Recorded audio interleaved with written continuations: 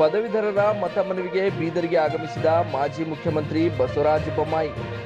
ಇದೇ ವೇಳೆ ಮಾಧ್ಯಮಗಳ ಜೊತೆಗೆ ಸಂದರ್ಶಿಸಿ ಮಾತನಾಡಿದ ಅವರು, ವಿಧಾನ ಪರಿಷತ್ ಪದವೀಧರರ ಬಿಜೆಪಿ ಅಭ್ಯರ್ಥಿಯಾದ ಅಮರನಾಥ್ ಪಾಟೀಲ್ ಪರ ಪ್ರಚಾರಕ್ಕೆ ಕಲಬುರಗಿ ಹಾಗೂ ಬೀದರ್ಗೆ ತೆರಳಿದ್ದೇನೆ ಎಂದು ತಿಳಿಸಿದರು.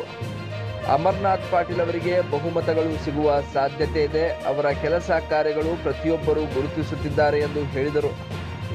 ಇದೇ ವೇಳೆ ರಾಜ್ಯದಲ್ಲಿ ನಡೆಯುತ್ತಿರುವ ಎಚ್ಡಿಕೆ ಹಾಗೂ ಡಿಕೆಶಿ ಅವರ ನಡುವಿನ ಸಂಭಾಷಣೆ ಕುರಿತು ಪ್ರತಿಕ್ರಿಯಿಸಿದ ಅವರು, ಅವರ ಮಧ್ಯ ಮಾತಿನ ಸಂಭಾಷಣೆ ಯಾವಾಗಲೂ ನಡೆಯುತ್ತಾ ಇರುತ್ತದೆ.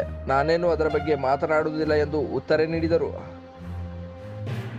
ಪ್ರಜ್ವಲ್ ರೇವಣ್ಣ ಕುರಿತ ಪ್ರಶ್ನೆಗೆ ಪ್ರತಿಕ್ರಿಯಿಸಿ, ಪ್ರಜ್ವಲ್ ರೇವಣ್ಣ ಕುರಿತು ಪಾಸ್ಪೋರ್ಟ್ ರದ್ದು ಮಾಡಲು ಕೋರ್ಟ್ ಪ್ರಕ್ರಿಯೆ ನೀಡಿದೆ ಮತ್ತು ಕಸ್ಟಡಿ ತೆಗೆದುಕೊಳ್ಳುವ ಪ್ರಕ್ರಿಯೆ ಪ್ರಾರಂಭವಾಗಿದೆ ಎಂದು ತಿಳಿಸಿದರು.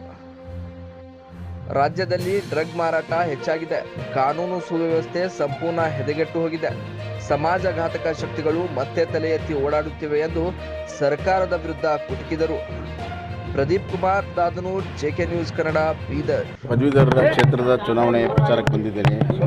ನಮ್ಮ ಪಕ್ಷದ ಅಭ್ಯರ್ಥಿಯಾದಂಥ ಅಮರನಾಥ್ ಅವರ ಪ್ರಚಾರಾರ್ಥ ಗುಲ್ಬರ್ಗಾದಲ್ಲಿ ಮಾಡಿದೆ, ಬೀದರ್ನಲ್ಲೂ ಬಂದಿದೆ.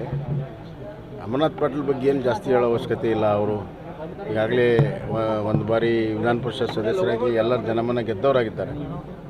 ಅವರು ನಾನು ಎಲ್ಲ ಕಡೆ ರಿಪೋರ್ಟ್ ತೊಗೊಂಡಿದ್ದೀನಿ. ಅವರು ಗೆಲುವು ನಿಶ್ಚಿತ, ದೊಡ್ಡ ಅಂತರದಲ್ಲಿ ಗೆಲ್ತಾರಂತ ವಿಶ್ವಾಸ ನನಗಿದೆ. ಸರ್, ಈಗ ಎಚ್ ಡಿ ಕುಮಾರಸ್ವಾಮಿ ಹೇಳ್ತಾರೆ ಸರ್, ಸೂತ್ರಧಾರ ಡಿ ಕೆ ಶಿವಕುಮಾರ್ ಅವರು ಎಚ್ ಡಿ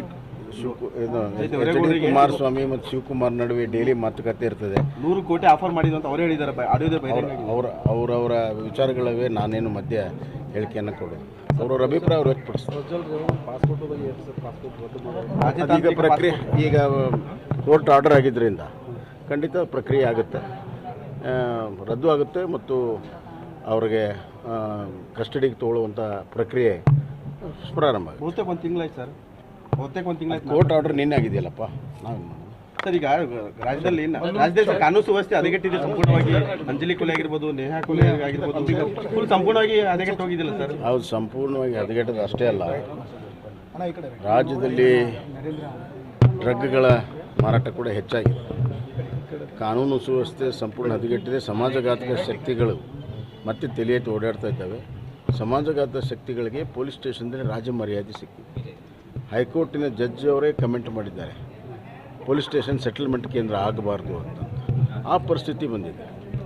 ಇವತ್ತು ಯಾವುದೇ ಹೆಣ್ಮಕ್ಕಳು ಸುರಕ್ಷಿತವಾಗಿಲ್ಲ ಮತ್ತು ಯಾವುದೇ ಗೌರವಸ್ಥರು ರಾತ್ರಿ ಓಡಾಡುವ ಪರಿಸ್ಥಿತಿಯಲ್ಲಿಲ್ಲ. ಕೊಲೆಗೆ, ಸುಲಿಗೆ, ಮೋಸ, ದರೋಡೆ ಮತ್ತು ಒಂದು ರೀತಿಯಲ್ಲಿ ಮಾಸ್ ಮರ್ಡರ್ಸ್ಗಳಾಗ್ತಿರೋದು ನೋಡಿದರೆ ಕಾನೂನಿನ ಭಯ ಇಲ್ಲ, ಪೊಲೀಸರ ಭಯ ಇಲ್ಲ. ಇದಕ್ಕೆ ನೇರವಾಗಿ ಗೃಹ ಇಲಾಖೆಯ ಪೋಸ್ಟಿಂಗ್ನಲ್ಲಿ ಆಗಿರುವಂಥ ಭ್ರಷ್ಟಾಚಾರವೇ ಕಾರಣ. ಸರ್ಕಾರ ಪತನ ಆಗುತ್ತೆ ಅಂತ ನೀವು ಹೇಳಿದ್ರೆ ಸರ್, ಏನು ಸರ್ ಇದು ಸರ್ಕಾರ ಪತನ ಆಗುತ್ತೆ ಅನ್ನೋದು? ಟಿವಿಎಸ್ ಕಂಪನಿಯ ತರತರಹದ ಮಾಡೆಲ್ ಬೈಕ್ ಖರೀದಿಸಲು ಯೋಚಿಸುತ್ತಿದ್ದರೆ ಎಸ್ವಿ ಟಿವಿಎಸ್ ಶೋರೂಮ್ ನಿಮಗಾಗಿ ತರುತ್ತಿದೆ ಹೊಸ ಮಾಡೆಲ್ಗಳ ಹೊಸ ಬೈಕ್ಗಳು. ಟಿವಿಎಸ್ನ ಎಲ್ಲಾ ತರಹದ ಬೈಕ್ಗಳು ಹಾಗೂ ಎಲ್ಲಾ ಬೈಕ್ಗಳ ಸರ್ವಿಸ್ ಹಾಗೂ ಅವುಗಳ ಸ್ಪೇರ್ ಪಾರ್ಟ್ಗಳು ಕೂಡ ಲಭ್ಯ. ಹಾಗಿದ್ರೆ ಹಿಂದೆ ಭೇಟಿ ನೀಡಿ. ಎಸ್ವಿ ಟಿವಿಎಸ್ ಶೋರೂಮ್ ಮಾಲೀಕರು Lokesh RJ, Bharat petrol bunk ಎದುರುಗಡೆ, ನಾಗಲಕ್ಷ್ಮಿ ದಾಬಾ ಹತ್ತಿರ, ಗುಲ್ಬರ್ಗಾ ರೋಡ್, ಹುಮ್ನಾಬಾದ್. ನಿಮ್ಮ ಬೈಕ್ ಅನ್ನು ಕಾಯ್ದಿರಿಸಿಕೊಳ್ಳಲು ಹಿಂದೆ ಸಂಪರ್ಕಿಸಿ 8494951009 ಅಥವಾ 0848345932.